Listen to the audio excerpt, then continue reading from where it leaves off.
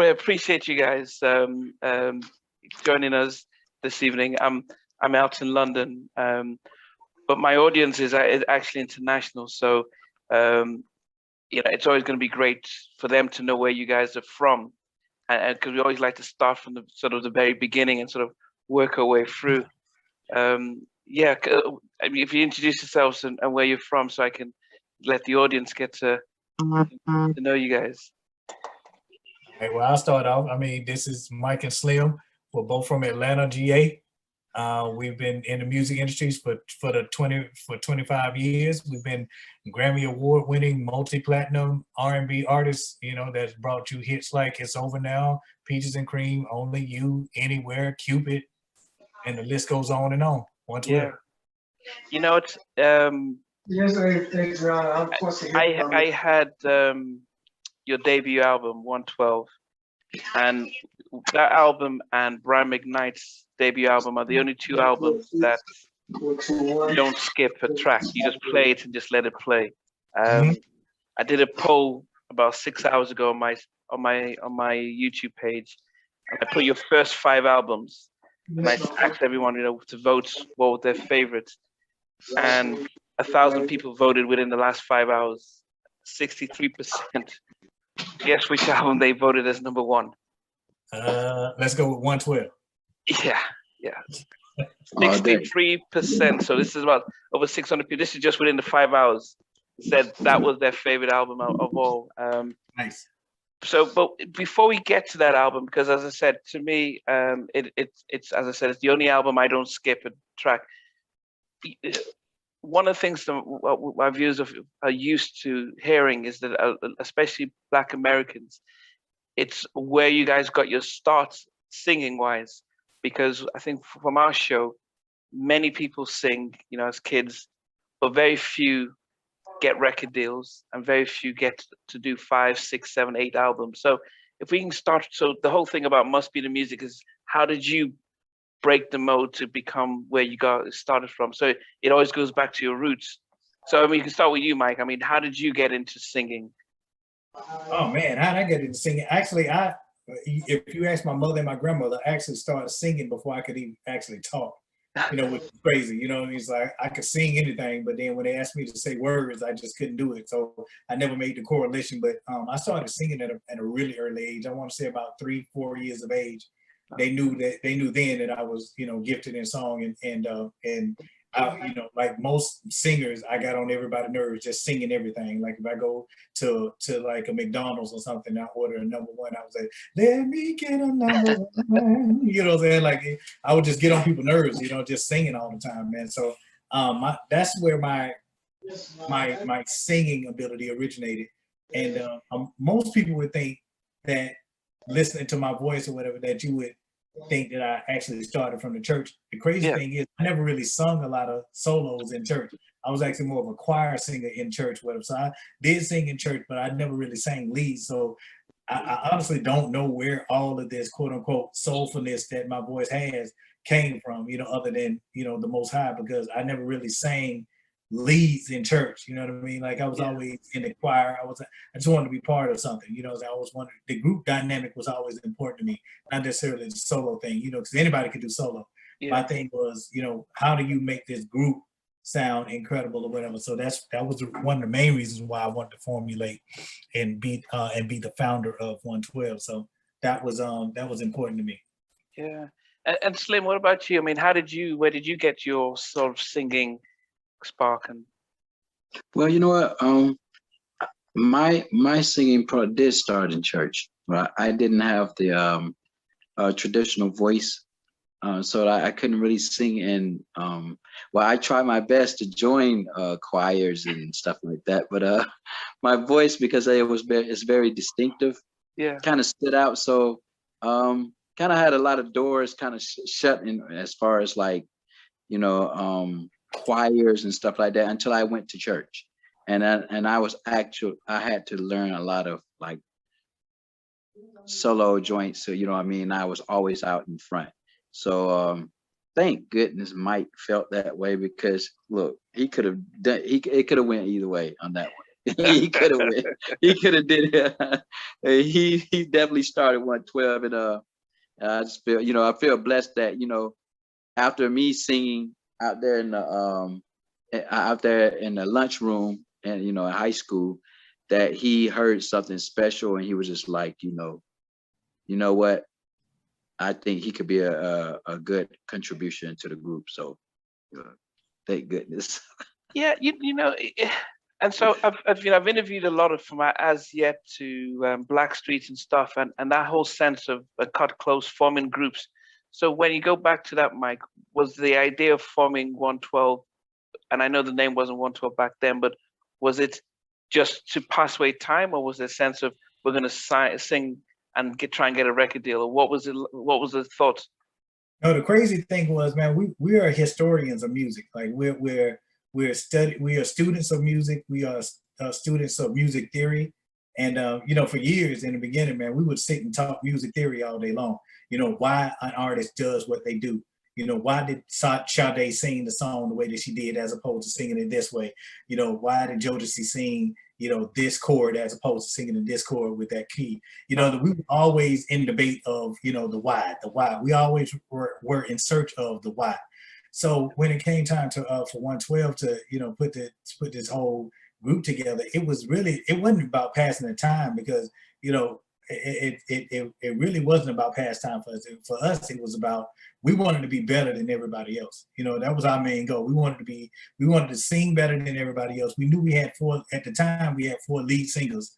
So we felt like, the best thing to do was to just out sing everybody. You know what I mean? So, to know, and not necessarily to know your enemy, but at the same time to know your adversary, or the people that your rivals are, so to speak. You had to know them. You had to actually get in depth with who they are. So you can know how to better exploit their situation. And then we looked at Boyz II Men and Jodeci. Boyz II Men, Jodeci, New Edition. We looked at those 3 groups as the trifecta, as far as the litmus test of what we needed to do in order to be considered one of the greats. You know what I mean? So we looked at Jodeci and we were like, okay, they're good at this, but this is where they lack. And then Boyz II Men, okay, they're great at this, but this is where they lack. New Edition, this is where they're good at, but in our opinion, this is where they lack. And we tried to form our group based on what they were lacking, so the world could see, okay, in addition to these guys, all of us being able to sing lead, they also didn't have any flaws. They also didn't have any weaknesses, so to speak. And that was, the mindset for us, man. We wanted to be best. We wanted to be the best R&B group that ever existed. That was the goal, and that's what we set out to do. When putting this group together. So no, it wasn't it wasn't a pastime at all. We coming out here to bust ass, man. I mean, Slim, think about it. I mean, Atlanta, where you guys are from now, is a hotbed. But I used to live in Selma, Alabama, back in the '90s. So Atlanta was, they hadn't had, but by 1960 they hadn't hosted the Olympics. So you don't go to Atlanta to get a record deal. When you guys were forming the group back then, did you then think, man, we're in the wrong system, we need to move to New York or LA, or what was the thoughts? Oh man, we had those type of conversations. We were very young at the time, and we had so many hurdles. We felt like starting off, even in the inner city that we were staying. As you just said, Atlanta at the time was not known for getting record deals as it was in New York or LA. Yeah. But you know what? When we first started, there were a couple of avenues, and So Def was one. Okay, Crisscross. Yeah, I remember. Yeah, LaFace was one, and then you had Dallas Austin. Now, thank goodness, because we had people that were cool and with them or whatever, that we were blessed to be able to go up to Dallas Austin studio and hone our skills even more. And because, being frank, we thought we were about to be signed with Dallas Austin. We thought that was going to be our avenue. And it was just, it was just a blessing that, how things happen. And Puff actually hearing a demo that we had done working with Tim and Bob, because originally we were Tim and Bob's group. And from there, it's like history. Puff saw in us that, hey, I can see them, definitely building this era, bad boy era. So, and then we end up having to move to New York. Okay. You know what I'm saying? So, so that situation, I think 112, because of how we were put together and our mindset, what Mike was just talking about, we're students of the game. So we kind of like talked about the whys, you know what I mean? And like, why this, why? So when it was our turn, we didn't care if we had to move to Zimbabwe, Africa. we would do whatever we had to be the best group, you know what I'm saying, of our era. You know what, you said, you dropped two things here. You mentioned Dallas Austin. So for those who might not know Dallas Austin, he was the architect behind TLC. He Monica was, Monica, Monica. So he had Rowdy Records. So he was, he did some amazing stuff on Michael Jackson, Madonna. So he was, he was just on fire. But you also mentioned Tim and Bob, Bobby Valentino. I mean, those were probably two of the most underrated producers that there's out there. They're very quiet. And I think I remember Tim and Bob had interviewed somebody, and they said that they brought the Neptunes to Dallas, and Dallas came in and said, "Yeah, I wasn't feeling it," and he goes off. So when you guys were did you meet Tim and Bob first, or and they were working with you guys, or you met Dallas? What was and how did that connection happen? Yeah, we met Tim and Bob first. The goal was, how it's crazy because how we met our managers was the reason why we met Tim and Bob. Our manager at the time was doing some scouting for Tim and Bob. His name was Courtney Seals. He was actually doing scouting for artists in Atlanta for Tim and Bob. And he found us, introduced us to Tim and Bob. From that point, we were supposed to be signed to Tim and Bob, but at the time they were working on Boyz II Men's second album. And so they didn't really, although they wanted to work with us and they wanted to groom us and but they also had Boyz II Men, who was already an established Grammy award-winning multi-platinum group that they had to work on their second album. So we totally understood that. However, we weren't going to wait. You know what I mean? And Puffy basically came in with the mindset like, hey, look, they're going to sign y'all a year from now. I want to sign y'all right now. And so when you look at it versus, a year from now versus right now, we were ready to go ahead and be signed. Our intent was to be signed to Tim and Bob through Rowdy Records. That was the goal. We wanted to be signed. We had our loyalty towards Tim and Bob. We knew Tim and Bob. We knew that they were going to create these incredible records that they eventually did on our on many of our records. And so we felt the most comfortable when we felt like we had a kinship with them. They knew Commission like we knew Commission. They knew Take Six like we knew Take Six. They knew all of the artists that we akin ourselves to. They already knew them, so we knew that we had an affinity with these guys. Whatever. However, they were working on other things. And Dallas Austin, he was going to sign us for the purpose of just signing us, just so nobody else would have us. Pretty much. Yeah. And we actually had a conversation with Dallas like years ago, years later after we had gotten signed and sold millions of records, and I think we won the Grammy Award. He actually pulled us to the side and apologized to us. He was like, "Man, listen, I wish I would have listened and signed you guys as opposed to letting you guys go." And then because they had groomed us, Dallas Austin, Rowdy Records, Tim and Bob had actually groomed us. Before there was a Bobby V, before there was a Monica, before that was a Boyz II Men record, before there was a Tamia record, before there was Cisco the Thong Song, before it was all of those records, that was 112. You know what I mean? And we was working with these guys back in 1994. You know what I mean? So that's the oldest record we have on our album is called Now That We're Done, and that was produced by Tim and Bob, written by Wanye of Boyz II Men. But it was produced by Tim and Bob. That's the oldest record that we have on our, the oldest song that we've ever recorded. You know what I mean? So that just, that just shows you the years that we have with these guys. And they understood more than anybody else what 112 needed as far as the sound was concerned. And we emulated a lot of what they taught us. A lot of our sound comes from the teachings of Tim and Bob. So I would definitely say that, Tim and Bob was, was very instrumental in the 112 sound. Commission, Take Six, Tim and Bob were very instrumental in the 112 sound. And you know what is amazing, as I said, I interviewed As Yet, and everybody talks very highly about Commission and Tate Six, and I guess because especially Tate Six, Brian McKnight's older brother was in it. I think people forget because they weren't as commercial as every other group, but they seem to really. I mean, they were really good. First without instrumentals and stuff.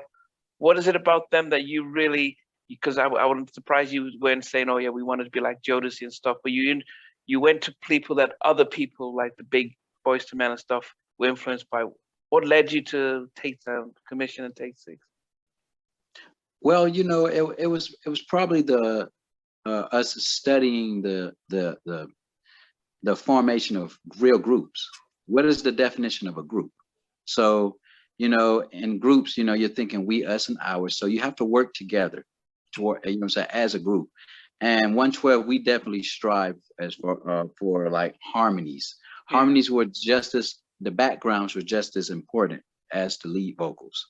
Mm-hmm. So with that being said, when you look at the groups such as, Take Six and Commission, yes, they had the blueprint of what we were striving to do, but we wanted to do it in the R&B genre. So it was just an amazing situation, and it was just it's just amazing. Yeah, the first album, as I said, as I said, no one's going to doubt how big it is. Of course, you've got the main track with Biggie and stuff, but as I said, the rest of the ballads just so amazing. From Cupid to, as I said, it's an album that I don't skip.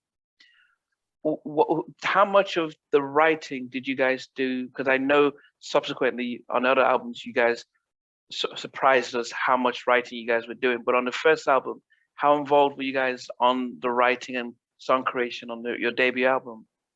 Well, it shouldn't have been a surprise, man, because, the crazy thing was we were actually signed as writers. In addition to being artists to Bad Boy, we was actually contracted to be writers as well. We wrote for New Edition. I know that things ain't right. You're kidding me. We wrote that. We no, wrote. You don't have to worry. We wrote the things you do make me keep running to you. Yeah. We wrote that for Gina Thompson. We wrote records for Tanya Blunt. We wrote some records for Faith Evans. We co-wrote Caramel Kisses, You Send My Way. I won't complain, just don't go away. Yeah, we wrote that song. We wrote What I'm Thinking of, Total, Kissing You, the Isaac Brothers, Float On, Float On. You kidding me? On. Don't you know I want your love? Don't you know I need your love? Float On, wow. Yeah, that's actually us in the background, bro. Right. That's the crazy thing. That's actually us singing in the background, along with the Kissing You remix, along with You Don't Have to Worry. There's just so many of them. Yeah. And here's a gift that I'm gonna give to all future singles and stuff. When y'all sing backgrounds on stuff, that's actually a check that you're supposed to get as well too. So don't let the record labels or anybody else tell you that you're not supposed to get paid by singing background vocals. If you sing background vocals, you're supposed to get paid along with being writing the song too. So we know 112 didn't know that at the time, but we're up on that now. Yeah. But that's just food for thought for all you future artists or whatever. If you sing backgrounds on somebody else's song and it makes the album, like You Don't Have to Worry, that's all Slim. That's all Slim. He was supposed to get a check for that. You know what I mean? So that's but yo, bro, we've written many a song for many a people, man. The Usher, what's the Usher? The movie that Usher did, Light It Up. Yeah. Yeah, we did a song for him. You know what I'm saying? We wrote many of songs, man. Yeah, we had so many songs. We have a lot of songs. We have a lot of songs. Our catalog is unmatched. Yeah, and the thing was, we didn't really get the recognition, which was one of the gripes that 112 had with being with Bad Boy, because being signed to Bad Boy, the mind frame was that everything that came out of Bad Boy, Puffy was the one that did it. You know what I'm saying? As opposed to the ancillary pieces that was a part of it, i.e. 112 writing a lot of these songs. We wrote for we did a lot of records for Soul For Real. We produced some records for Tevin Campbell. You know what I mean? We were in it, man. You know what I mean? Slim did some records for Mace. You know what I'm saying? It was a lot of things that we did that the world didn't understand, and that was one of the frustrations that we had with being with Sound Bad Boy. Yeah, you get the recognition of being Sound Bad Boy, but the flip side of that is all the praise went to Puffy because everybody thought that Puffy was the one that was writing the songs, producing the songs, you know, co-producing the song, vocal producing the song, and that wasn't the case. 112 was signed as writers and as artists. You know what I mean? So we did a lot of rap from the beginning to like when we left Bad Boy, we was always writing songs. Yeah, so I think the one thing my viewers would you know, I had Timmy Gatling from Guy who, you know, who wrote all their debut albums, and then, you know, because they wanted to steal his publishing, he got kicked out of Guy. Did you guys, when you got signed, did you know about publishing and ownership and right or credits and all that stuff? Or were you just like, wow, here's Puffy and dancing and stuff and just writing and gave everything away for free? What was it? I mean, you've got a manager. Did you know about all this stuff? Well, I would just have to say that, you know, all of us, we all came from the same neighborhood. So it's not like we were, you know, we didn't go to school. There were no music classes, or you know, we didn't, nobody had music degrees. So it was one of those things of the school of hard knocks that, you know what I'm saying, we had to learn. But you know what though, wouldn't have it no other way, because, you know, we're, you know, Mike and myself, we're quite savvy with, you know, what's going on now because of that situation. And I mean, if you ask anybody from the 90s at that era, that, you know, we all went through it, you know what I'm saying, especially your first project, you know what I mean? This is how the 90s was built. Yeah. So don't even take it personal. But, you know, at the end of the day, you know, because of the things that are happening now and the rules and stuff that are happening right now, trust me, you know, it's a blessing that 112, you know, our music has transcended to the times where laws and rules have changed, you know what I'm saying? And you know, so like, well, Mike and I, we can't sit up here and say we don't have our publishing, because we do. Okay. And you know what I'm saying? And you know, we just made sure that, you know, that when it was time, you know, to modify certain contracts or take advantage of certain things or whatever, you know, we made sure that we were straight. So yeah. No, as I said, it's a really sad thing, because from this, you know, I think one of the things that we learned from, as I said, I've been from Damien, I've interviewed almost 60 people in the last month, and everyone talks about the business, and they were just so happy to get in it. And unfortunately, that you learn through everything, as you mentioned, not getting paid for background vocals and stuff. The success of Only You, and you got with Biggie, did it come as a surprise how quickly you guys blew up? I mean, double platinum album, debut album, was it, or did you, I mean, were you prepared for the degree of success when you first came out? Honestly, bro, and this isn't arrogance, this isn't hubris or anything like that whatsoever, but we knew, like, to say that would suggest that we weren't anticipating greatness if we were surprised. You know what I mean? Like, I don't look at what we accomplished. We already, if you're a firm believer in God, you believe that when he orders something, then you shouldn't be surprised about it because he ordered it. You know what I mean? Yeah, meaning that you were going to be successful. And the amount of work that we put in, the body of work that we put in prior to even being signed to Bad Boy, we had paid our dues, bro. You know what I mean? So we felt like that was just really the success of what we had already put into place. Like, we did the hours of practice, and we did the hours of rehearsal, we did the hours of interview coaching and things of this nature, man. Okay. So that was, so in theory, you can't do all of that stuff and not be successful. Yes. You know what I mean? So that was the mind frame that we had anyway. So to suggest that we were surprised by the success of Only You would suggest that we didn't believe that God was going to make sure that everything was all right, which he did, you know what I'm saying? So we weren't, so to answer your question, you know, more thoroughly, we weren't surprised about the success that we had. We knew that we were going to be successful. We just knew it, you know what I mean? And like, again, it wasn't arrogance, it wasn't hubris, it wasn't, you know, anything like that. We just knew, based on the amount of work that we had put in place prior to that we were going to be successful. If anything stopped us from being successful, it was going to be some outside forces. It wasn't going to be because 112 didn't put the work in. Yeah. How did you guys manage the, you know, since you started in high school, and here, you know, you're in the industry that's like a shark pool, loads of things out there. How did you guys manage to keep yourself grounded, as at the time, the four of you, in order to sort of navigate through such a really dangerous environment? Well, I would attribute that to the first and foremost our families, and the people that we had around us, the day ones, and and just our faith in God. Like we never we had our own goals, so that's one of the I would say just the genuine pluses of not being just put together, but actually growing up with each other and actually bonding with each other and saying, because I just remember having these conversations at saying at grandma's crib. When I say grandma, I'm talking about Mike's grandma. So it's like, you're having these conversations and you're talking amongst family and talking amongst each other, saying what we would do if this was to happen, or watching other groups and have whatever downfalls. We studied everything, Wow. good, bad, and ugly of situations, and I would definitely have to say that the connection that like Mike and myself we have, like we had those conversations. So so I don't see a surprise of like even with any type of situations that we've come across like now that why we always end up on top. So like I said, family, the day ones, that were with us before we had anything, and our firm belief in God. Yeah. As you said, by studying other groups, you could see that the pits of the industry can really divide and conquer. When you guys were writing for other people, it wasn't.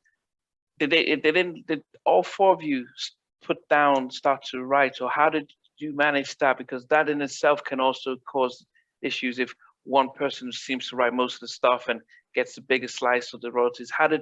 What was that process like? Because I interviewed Bow-Legged Lou from Full Force, and he said, look, they made an agreement from the beginning, the three brothers and their three cousins. When we write anything, even if it's just one of us, it will be written and produced by Full Force, and we split the money 6 ways. Doesn't matter if I did everything. Mm-hmm. So, and that was their rules. So for you guys, did you have that kind of conversation as to if Mike's a better writer and he's writing most of the stuff, or Slim's doing this, or Daron, or did you guys have a conversation? How did that arrangement work with all the stuff you guys were doing?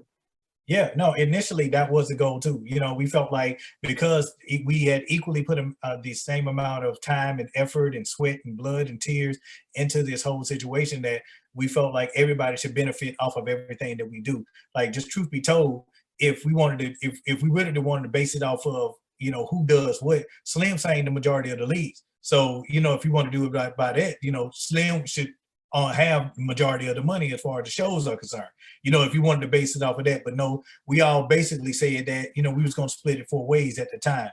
And that was the initial conversation. However, over time, and you will see that the two people that still believe in that are the same people that you're interviewing, believed in the whole system of, what I do for all, for the entire group. We, us, and I. It's we, us, and our versus me, myself, and I. We always live by that same mantra. You know what I'm saying? Until the other two guys decided that they wanted to make everything about them. And then that's when you started to see in the divide. However, Slim and I, still believe in that same mind frame that, whatever we do, we split it both ways. Split it down the middle. I don't care if Slim wrote all of it. I don't care if Mike wrote all of it. Slim gonna get a piece of that. Just like, vice versa, whatever, because we felt like even if I didn't write on that song, the amount of things that I contribute to 112 to get him to this point where he could write to that thing, I wouldn't have the opportunity. I played a part in it. You know what I'm saying? Mm-hmm. And so that the trickle down effect is something real, man. So I believe in it. Now, what Slim does as a solo artist, that's Slim as a solo artist. What I do outside of 112, that's me. What I do outside. But when it pertains to 112, if it's writing, if it's producing, this and the other, my philosophy and Slim's philosophy was it goes right down the middle. You know what I mean? And you see who is here doing interviews with you today that lives by that same mantra versus, and not casting aspersion on those guys as well, but you see what happens when you go away from that frame of mind versus what got you here in the first place. One of my favorite groups is Coldplay, and Chris Martin does most of the writing But if you look at their stuff, it is written and produced by Coldplay. Exactly. U2 did the same thing. Bono says, "Look, everything's gonna be written and produced by U2. In fact, we split in 5 ways. Our manager, who's been with us for 30 years, he takes a cut because without him. So, and they're successful. They're the biggest and richest group because they keep it like that. Right. You know, it's crazy because, you know, I guess being a lead singer, I've had the opportunities of speaking to certain very successful, you know what I'm saying, groups of eras and different genres. And I saw that, you know, at first I thought that, you know, maybe 112 was just you know, just a freak of nature, because, you know, you do hear of groups that don't do that, you know what I mean? But I spoke to other groups that did have that mind frame, and I always kept that situation, and told me long time ago that, you know, if you are believing in the brand and you say no man bigger than the brand, then the group is automatically successful, because you're it's just like a team that has a certain, let's say a play. Like this team right here is known for this offense or this defense or whatever. As long as you don't break that system, guarantee you there's going to be a form of success that you're going to over and over again until somebody figures it out or you stop it yourself. Most of the time you stop it yourself. So yes, that's real funny when you said Coldplay, or there's other groups that do that too that I have spoken to. I won't call their names, but I would definitely tell you that, you know, that's why, you know, it was for me, it was like disappointing when, you know, when not just us, but well, not, you know what I'm saying, us like me and Mike, but just us in general, or any group I hear goes away from that, strays away from, you know, being in a group. If you don't say we, us, and our, you shouldn't be in a group. You should be by yourself. Coldplay X and Y is my favorite album from Coldplay by far. Forget about it. That's my greatest. I love that album. But go ahead. There was a show. I'm not sure if you ever watched on VH1. It had Behind the Music. You know I did, bro. Yeah. My show is based on that because they did the whole background stuff, and you watch it, and that's where you learn about the groups. You know, one lead singer, one guy writing all the tracks makes all the money, and the others resent that, and they split. And so you start to realize that, as you said, if you come in as as the Musketeers, you know, as one for all and all for one, you carry yourselves through the goods and the bad times. Especially in the industry, as I said, you know, there's from us as fans, we would see the videos and see all the glamour, think, oh, you guys are having fun. But we're learning that behind the scenes, it's not always like that. We saw the New Edition story, you know, they're not big records, and yet they're still living at home in the projects. You know, it's, you know, going on tour and then come back and all the money's disappeared. And so you realize that if you're not as a team, it can be tough. And I'm a therapist. I'm a mental health therapist when I'm not doing this stuff. Nice. Depression, anxiety, all that stuff. We don't realize, you know, I interviewed LJ from Profile, and he talked about he was struggling with depression, and he said, I can't continue or I'll kill myself. And people didn't realize what it was like. But, you know, going back in, I mean, you're signed to Bad Boy. You know, they had one of the biggest stars in the world at that time, Biggie. You know, he had transcended rap and stuff. You had Craig Mack had really come out with one of the biggest rap tracks that we'd seen in a generation. The hype around Puffy, because he was like gold dust, you know, anything he just even spits on, everyone goes and buys it. How did you make sure that you don't lose your identity? Because you guys have been working since '93, you know, to form an identity. Now you're moving into Bad Boy, where he has a way of sort of, you know, I think the Locks didn't like the whole suit and stuff. How did you maintain your identity and uniqueness? What makes you guys different in the machine of Bad Boy, which, as I said, was a big success? 2 points I want to make, and I'm glad you asked that question. And I'm also glad that you spoke about mental health, because I am an advocate for mental health. I speak about having, a therapist, and I've been with a therapist, off and on for the last 15 years. I've had at least 5 or 6 different therapists, whatever. But I'm a very strong advocate for, especially with a focus on Black men having, because we deal with so much stuff, and nobody's there to other than another Black man who's going through the same thing that you're going through. There's nobody there to vent, vent to and express your emotions, express your feelings towards whatever. So the fact that you're doing that, I give you big props to that, man, for being an advocate and also being someone there because it's very important for men, especially with the focus on being Black men, especially, to be able to speak on mental health, because it's very important. Just like any other part of the body, the brain needs help as well. You know what I mean? We go through so much stuff with depression, especially this music industry, man. Like 1 minute you're the best thing on planet Earth, and then the next minute you haven't lost any skills. As a matter of fact, as you've gotten older, you've gotten better. But the world don't want to hear that shit. You know what I'm saying? They want to hear, what you did. They want to hear Cupid again. You know what I mean?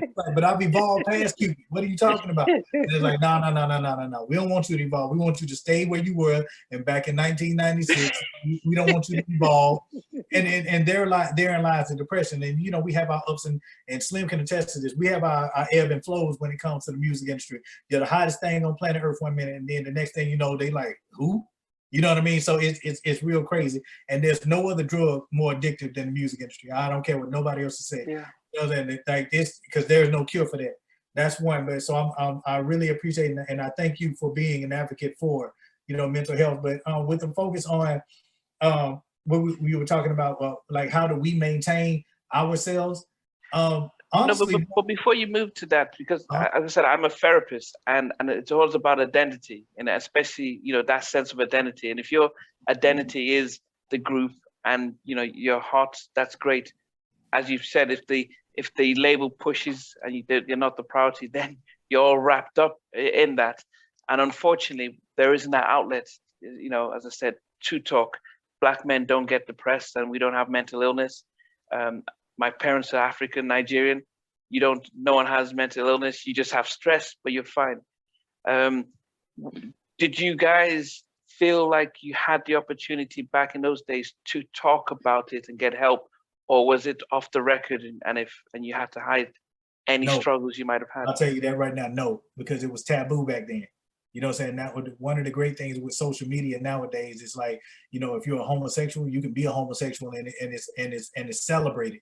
If you're somebody who's of the LGBTQ community, you can be that and it's celebrated. If you're somebody who has mental health, it's starting to get to a point now where, and the thing is, all of us in some way, shape, form, or fashion need someone to talk to get that, get that energy out. So it's not necessarily I have a mental issue. It's just my brain needs therapy. Just like if I was working out and then my arm got, and I got a cramp in my arm, I would need therapy for that as well.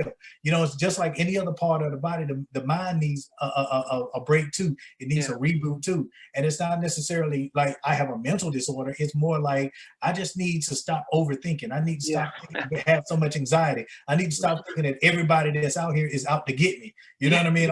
I have to stop thinking about whether or not this fan that's over my head is gonna fuck around and break and fall and hit me on top of my head. That's the kind of things that that we as as artists, we always, because we're so used to being at the center of attention, and somebody always, and 99% of the time, people are out to see what they can get from you versus what we can help you get.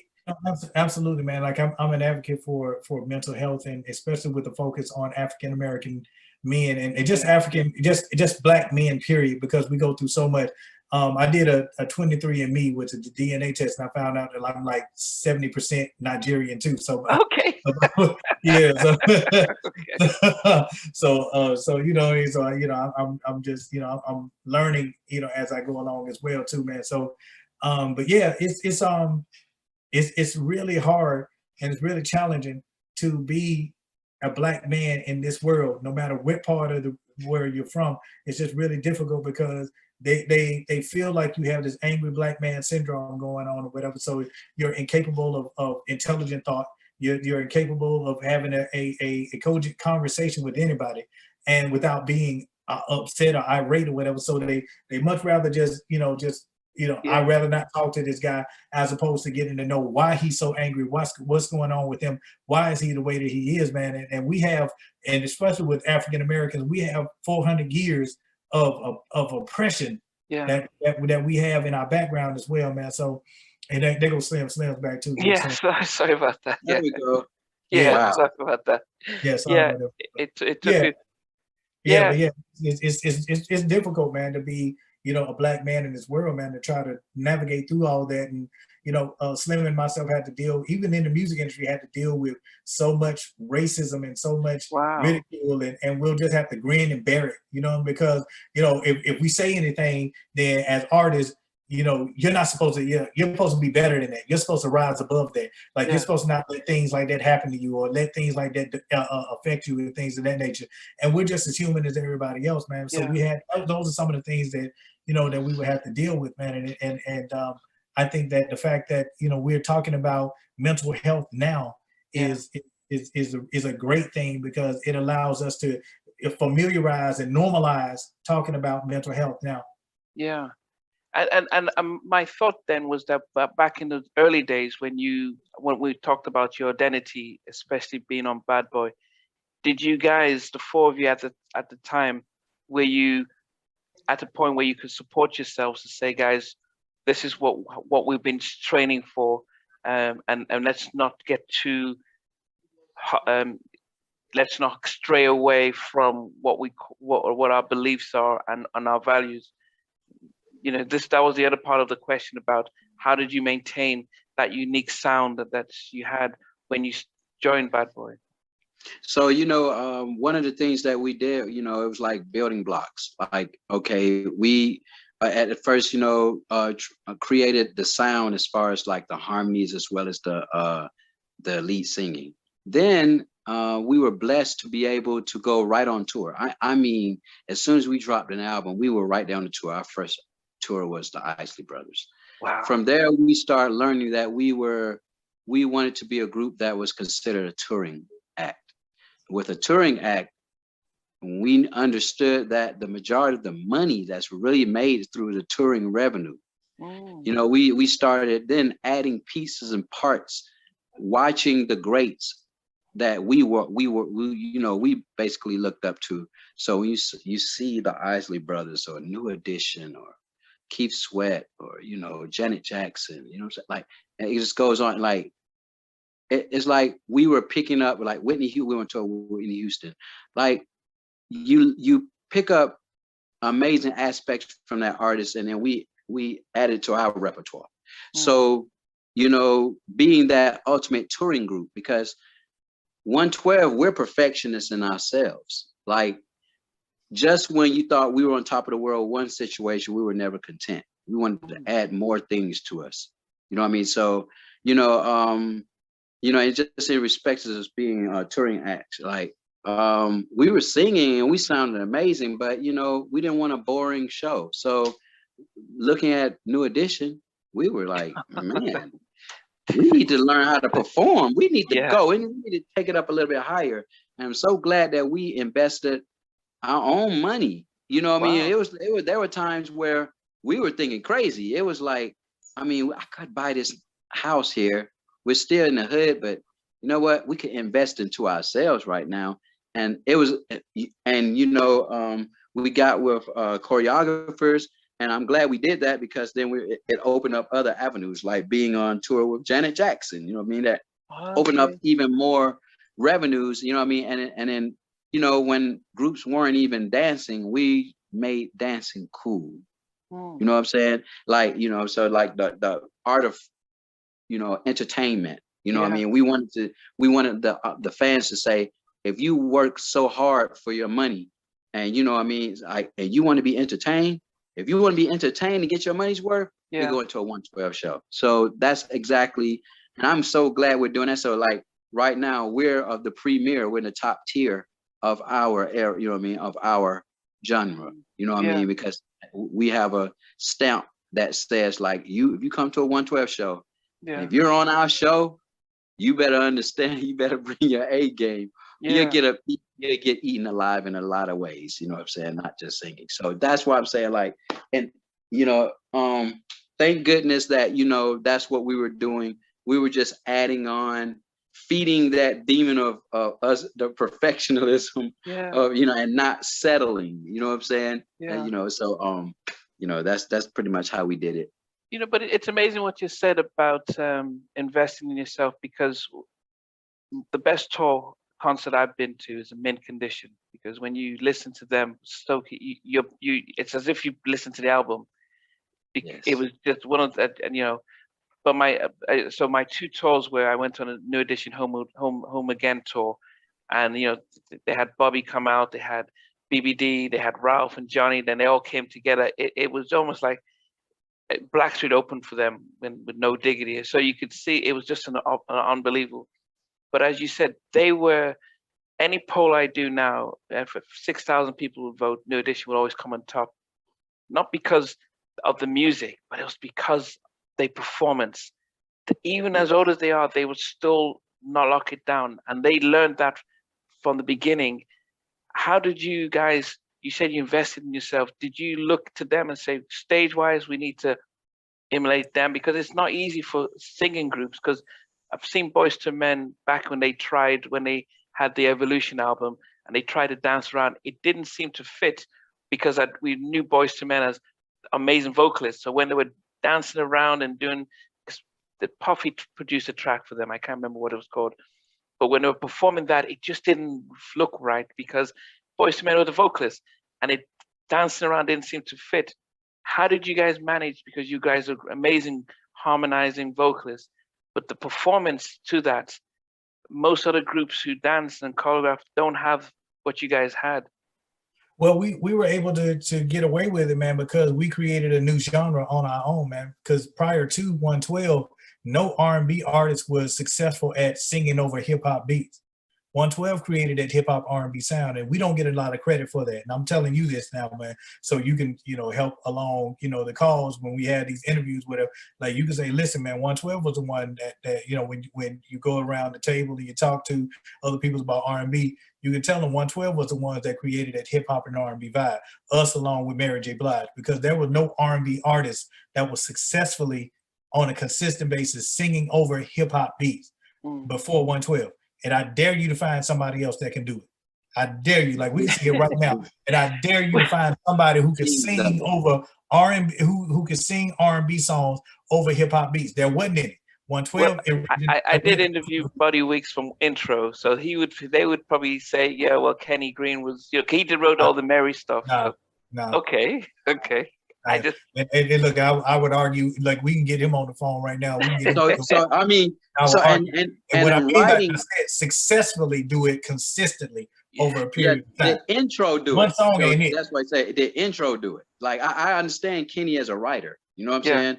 Like, we wrote a lot of songs for a lot of successful ourselves, but Mike just said something there, like, consistently over and over again singing records over hip hop beats. And I mean, at 112, we really didn't have a weak link, because we've had successful multi-platinum ballads, we've had successful multi-platinum mids, and those up tempos, which, here we go, mids and ups were straight hip hop beats, straight, and we would do the records with rappers that you wouldn't even think, what I'm saying? Who would think that we would be singing Cupid and write this ballad, I Love You type song, and then all of a sudden, and then also do a multi-platinum #1 record with Mobb Deep, let's say, or Notorious B.I.G. See, that's why I said, like, what Mike was just saying right there. Like 112, that was our niche. And then, we transcended, and, you had people trying to emulate it. Yeah. No, as I said, I mean, it's, to come up with 5, 6, 7 albums as an R&B group is almost unheard of in the 90s, because the shelf life was very hard, because loads of competition. And what is strange that it wasn't, you had an amazing debut album, then you go platinum with your second, then your third goes double platinum, Peaches and Cream. It was just like, wow. and the consistency definitely was there.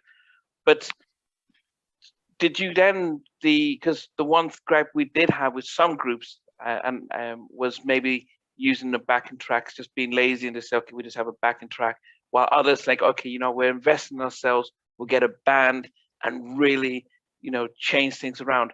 Did you guys was there the option, was that something you had to pay for, getting a live band, or did you decide it's cheaper for us to get a backing track and save some money on that?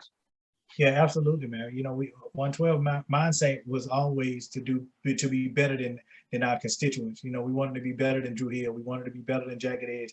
We wanted to be better than Next. We wanted to be better than As Yet or anybody else that came out during the time that we came out with. And so we figured what was some of the things that we were going to be able to do that were, going to be leaps and bounds better than everybody else. What Slim alluded to earlier, where we put money, instead of taking that advance and spending it on cars and houses and women and all this other stuff, we took that money and we invested in ourselves, and we went and we got into a rehearsal studio. Wow. And we started learning how to dance, so it didn't look corny, that it didn't look like we were trying too hard to be something that we weren't, and we made it look natural to where it was part of who we were, and that added on another 20 years into our career. Yeah. And so that was the mindset that 112 had with that. What are some of the things that we can do that we know that we can do better than everybody else? We knew that as a group we could dance better than anybody else. We knew that as a group we could sing better than anybody else. And so along with those lines, what do we need to do? We need to find a band. Let's create this band. Let's get this band that understands our band, that understands what the 112 sound is. Wow. And what we would like, and then just create, that whole vibe. So when you came and saw us, you saw a live band, and the expectation would be that you have a live band with 112 when we perform, and then anything less than that would be lowered in, so we can command more dollars when we go outside and perform and stuff. So yeah, the band was very vital for 112 to do that. Yes.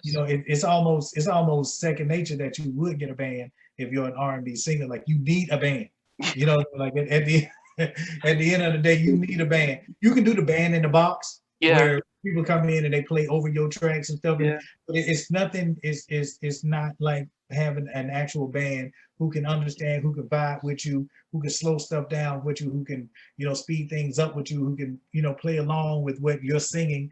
Things of that nature. Whatever. It's a lot to be said about having your actual band with you versus a band in the box, is what you described. Yeah. I mean, you think about Big Bub and Today, their band was Basic Black. So Basic Black was their playing band, and then when the guys headed their own split, Basic Black became their own group. But even Guy, I mean, I've interviewed them, and they've talked about how when they put up a show, the band, it was really different. So none of that. Teddy was very much of a perfectionist. We need to sound better than the record and do all the remixes and stuff.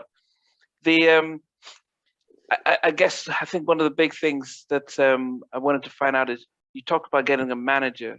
You talked about learning about the touring and commanding more money.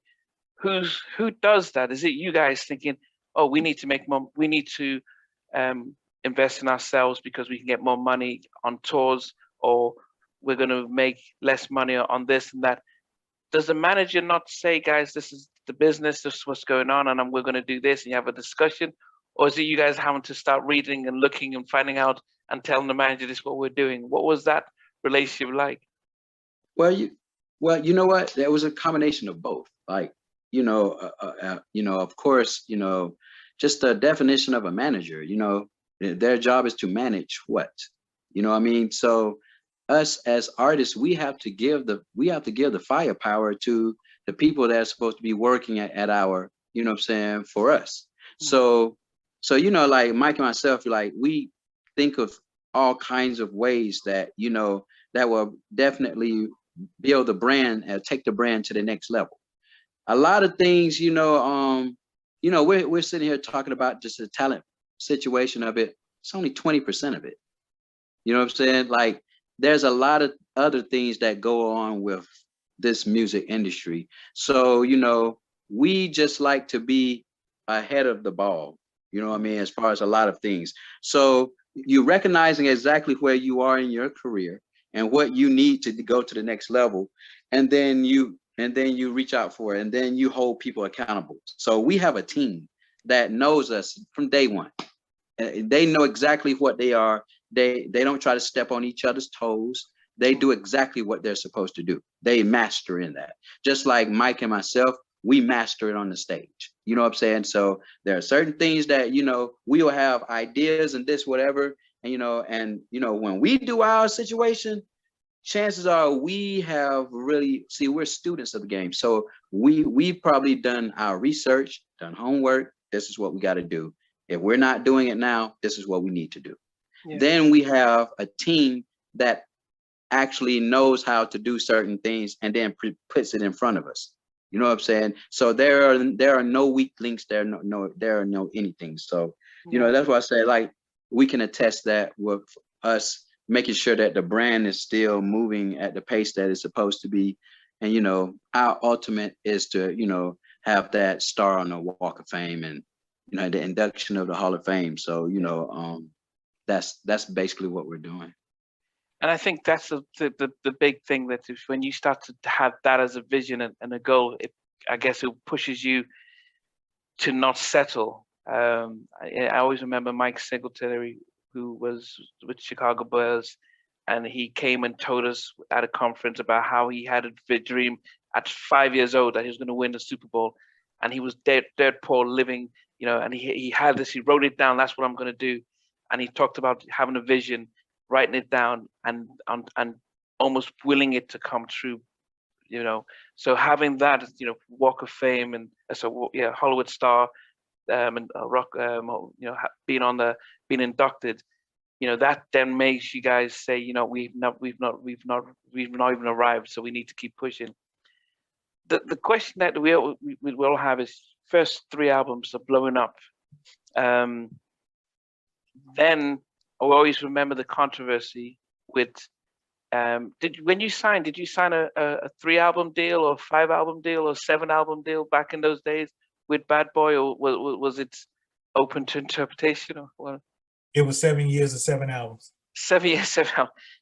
Yeah. Which it's almost like, it doesn't make sense having 7 albums. That's unheard of nowadays. 7 albums is like, 12 years of slavery. I mean, how do you sell? Who comes up with 7 albums? I'm praising you guys that you came up with all these albums over 30 years, taken. So how did you, then we heard that you are planning to go to Def Jam or Def Soul at the time, and it didn't seem to make sense from an outsider's point of view, because Bad Boy was still one of the biggest independent labels then.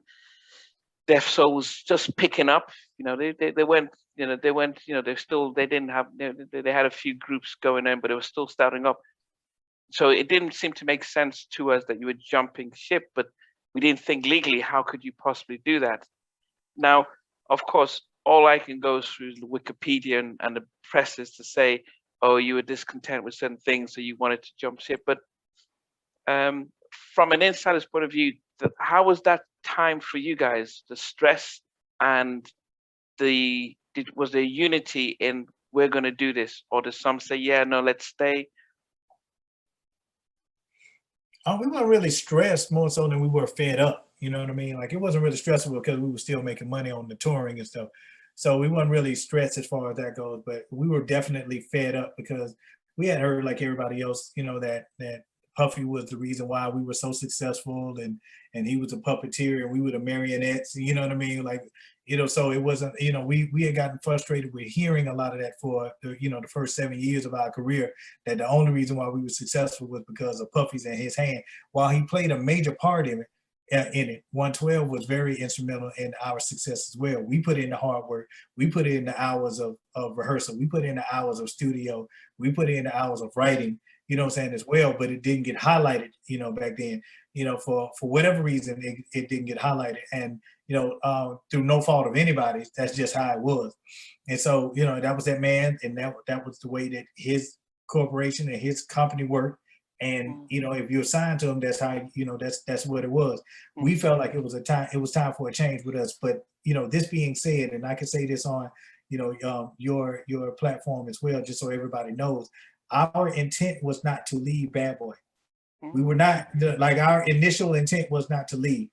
Our intent was to be to get out from under the production deal that we were signed to through Bad Boy, which was taking what 80% of what 80 40%. I'm sorry, 40% of everything that we made. So from advances to touring to shows to anything that we made, endorsements, advertisement, anything that we made, the production company that we were signed to took 40% of that. So we were tired of, giving our money away basically for free, because we were the one that was writing, we was the one that were producing, we was the one that was, that was doing all the years of choreography and stuff. Now in the beginning, yeah, it may have made sense for you to have a production company or an A&R or somebody there in artist development to help us, mold us. But once we are established and we are 112, it became obsolete at that point, and we felt like a change was necessary. So we wanted to leave that situation, not necessarily leave Bad Boy, but leave that situation. Puffy was reluctant to leave that situation alone with regards to 112. So that's the reason why we left, and when we found a better situation over at Def Jam. Wow. So the production deal that you guys have, because was that under Bad Boy? Did they have a production company signed to Bad Boy? It was Arista, Yeah. it was Arista, Bad Boy, Kalimia. That was the production deal, 112. Okay. So we were signed to Kalimia, who then signed themselves to Bad Boy, who was signed to Arista. Yeah. So it's an administrative deal. Yes. Yeah. So you can understand the trickle down effect. So by the time Arista gave us $1 million, by the time it got to us, it was $12,000 a piece. You know what I'm saying? But we were still on the hook for that $1 million though. Yeah. So that Kalimia, was that Puffy's stuff, or was that somebody else? No, that was the manager / production company. So there was the conflict of interest right there in and of itself. He was the manager and the production company at the same time. So then why was Puffy reluctant to say, well, you guys you've done well, because I thought most deals were like that, where after your first album and it does well, it was like, well, we can bring you into the fold because we can see that you're self-sufficient and stuff. Honestly, we don't have an answer to that other than the fact that the relationship that he had with the then manager / production company at the time. Like outside of that, I honestly don't have a reason why. Because if you have a multi-platinum group that is selling records and making money for you, why wouldn't it make sense for you to try to keep them as long as you possibly could?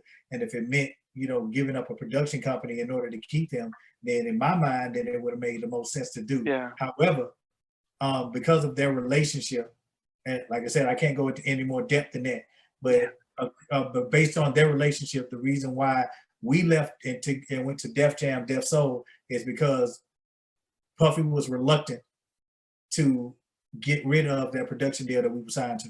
Yeah.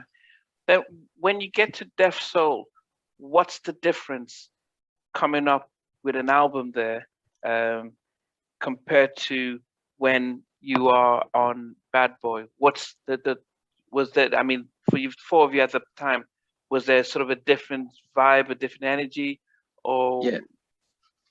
Yes. Bad Boy is a boutique label, and I would say Def Jam, it was really like they would supply. So they were like they expected you to have all of the pieces together, and you put everything together, as opposed to where with Bad Boy was a little bit more hands-on, where everything was catered, to you. So you had the accesses to like Hitman, this, that, another, they had it around you. Yeah. So with Def Jam, they just gave you the platform, and there you go. You put your situation out there.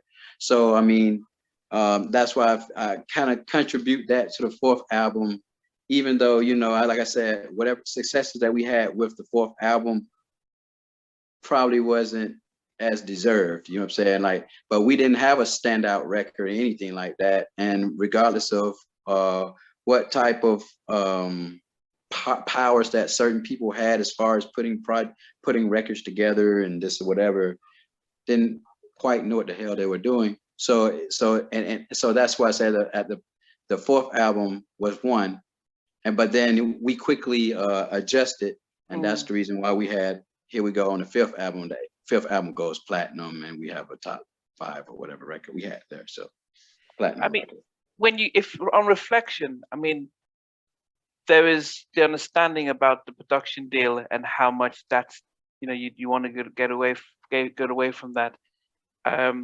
I think I spoke with Changing Faces, same thing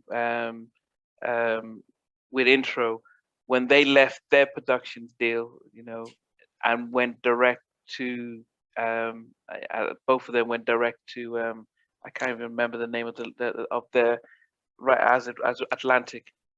They realized that, wow, they've got Brandy, they got all this stuff to go on, so it was pretty much, here's the schedule, get your stuff out, and that hands-on sort of touch and that support to push and get the singles on the radio and everything wasn't there. It was almost like you do it yourself, and it almost affected their own album sales once they went direct.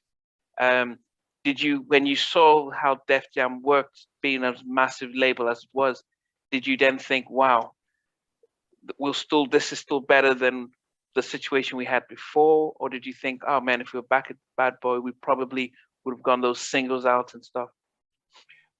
Financially, it was a better situation. You know what I mean? Definitely better. Never would have made that money. No, we'd have never made that money. At Bad Boy, we would have never made that kind of money. You know what I'm saying? That we made at Def Jam. The problem with that is we had come from, like Slim said, we had come from a boutique label, which was more hands-on, whereas Def Jam was more of, we're gonna help you guys help you, basically. Like, you got to come in with your system in place. You got to come in with your corporation, your VP, your CEO, your CFO, your COO. All of those people are in place, and all they doing is funding you the money, and then they get their return. That's what Def Jam pretty much was, versus Bad Boy, where they were more hands-on and they were more intricate with your development, versus Def Jam, who was like, look, baby, I just want, like what Al Davis said with the Raiders, just win, baby. just win, baby. Like, look, I don't care how you get there. I just need you to win. That's what Def Jam's mindset was. So they didn't really care how the platinum album got made. They just wanted it to be platinum album. Versus Bad Boy, where they cultivated you and they nurtured you. And it was more hands-on. So that was one of the things that we were ill prepared for, because we were so used to being hands-on and people being hands-on with us, and people, kind of guiding us this way and guiding us that way. Well, we felt like we were ready, but at the end of the day, as a unit, some of us may have been ready, but as a unit, we were ill prepared for the kind of machine that Def Jam was. So as a result of that, it did not give the same the desired effect or the desired results that we were looking for. Like, they were looking for a part 3 once we got to Def Jam, and because of the fact that we had so much freedom, we didn't know what to do with it. You know what I mean? Versus at Bad Boy, what I'm saying, it was like, no, you can't do this. No, you can't do this. You got to make chicken salad out of chicken shit. So that's pretty much what what we had to do at Bad Boy. So we worked with, we gave you the best of what we had, versus Def Jam, where you had whatever you wanted. And as a result, we came in, under expectations or whatever, man. So that was the difference between being at a major versus being at a boutique. You know what I mean? Like, they wanted you to already be a corporation in and of yourself. Wow. Because we were learning to be a corporation in and of ourselves at Bad Boy, learning the game, but still was under that mindset that, Def Jam was going to be there to help cultivate us, help grind, help push us to the next level. Where Def Jam was like, look, we gave y'all the money, go make us a hit. So the one question I had was, how come Clive did not see what was going on and say, okay, let's sign you guys directly to Arista? Was that ever an option? Well, without, disturbing things that we probably can't talk about. Yeah, listen, no. At the end of the day, at the end of the day, there was other things there were other things that were going on at that time. Okay. And so basically there was a negotiation going on, and at the same time, and it came around the same time as negotiation with us. So I just think that, at the end of the day, financially, 112 made the best decision we possibly could have done. Yeah. Now, like, because we would have never made that kind of money ever in our life.